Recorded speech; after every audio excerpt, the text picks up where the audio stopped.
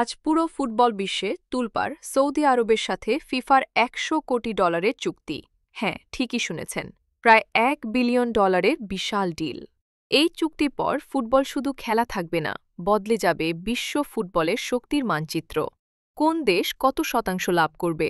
এত টাকার ডিল, এর পেছনে আসল উদ্দেশ্যটা কি? পুরো ভিডিওটা দেখুন, না হলে আসল খবরটাই মিস করবেন। বন্ধুরা, বিশ্ব ফুটবল আবারও বিশাল এক মোড় নিতে যাচ্ছে, কারণ ফিফা এবং সাউদি ফান্ড ফর ডেভেলপমেন্ট স্বাক্ষর করেছে এমন একটি চুক্তি যার পরিমাণ প্রায় $1 বিলিয়ন। তাহলে এই চুক্তির মূল উদ্দেশ্য কি? বিশ্বের বিভিন্ন উন্নয়নশীল দেশের ফুটবল অবকাঠামো, স্টেডিয়াম, একাডেমি, প্রশিক্ষণ কেন্দ্র ও আধুনিক ফুটবল সুবিধা দাঁড় করাতে আর্থিক সহায়তা দেওয়া হবে। অর্থাৎ যেসব দেশের ফুটবল এগোতে চায় কিন্তু অর্থ নেই, তারা ফিফা ও সৌদি আরবের ফান্ডিং পাবে, লোনের মাধ্যমে, খুব কম সুদে এবং বিশেষ সুবিধায়। কিন্তু মজার ব্যাপারটা এখানেই শেষ নয়।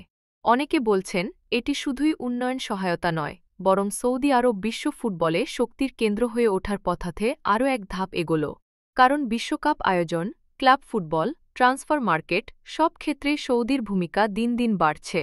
ফুটবল বিশেষজ্ঞদের ভাষায় এটি শুধুই অর্থ নয়, এটি ক্ষমতা, প্রভাব আর ভবিষ্যৎ নিয়ন্ত্রণের খেলা। এখন প্রশ্ন উঠছে, এই $1 বিলিয়ন বিনিয়োগ সবচেয়ে বেশি লাভবান করবে কোন কোন দেশকে? আফ্রিকা, এশিয়ার দারিদ্র্যপীড়িত দেশ, লাতিন আমেরিকার ফুটবল সম্ভাবনাময় অঞ্চল, এগুলো প্রধান সুবিধাভোগী হতে পারে। দর্শকদের জন্য বড় প্রশ্ন, এসব অবকাঠামো উন্নয়নের মাধ্যমে কি সৌদি আরব ভবিষ্যতে ফিফার সিদ্ধান্ত গ্রহণে আরও বেশি প্রভাবশালী হয়ে উঠবে? অনেকে বলছেন, হ্যাঁ, ঠিক সেটাই মূল লক্ষ্য। আর শেষ কথাটা হল, এই ডিল ফুটবলকে আরও গ্লোবাল, আরও প্রতিযোগিতামূলক এবং অর্থনীতি নির্ভর নতুন যুগে নিয়ে যাচ্ছে।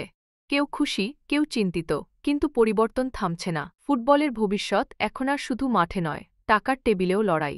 বন্ধুরা, এই বিশাল চুক্তি নিয়ে আপনার মতামত কি? এটা কি ফুটবলের উন্নতি, নাকি অর্থ দিয়ে ক্ষমতা দখলের শুরু? কমেন্টে লিখে জানান আপনার মতামত, পরবর্তী ভিডিওতে তুলে ধরা হবে। ভিডিওটি ভালো লাগলে লাইক, কমেন্ট ও শেয়ার করতে ভুলবেন না। আর ফুটবলের আরও ব্রেকিং নিউজ পেতে এসকে স্পোর্টস চ্যানেলটি সাবস্ক্রাইব করে পাশে থাকুন।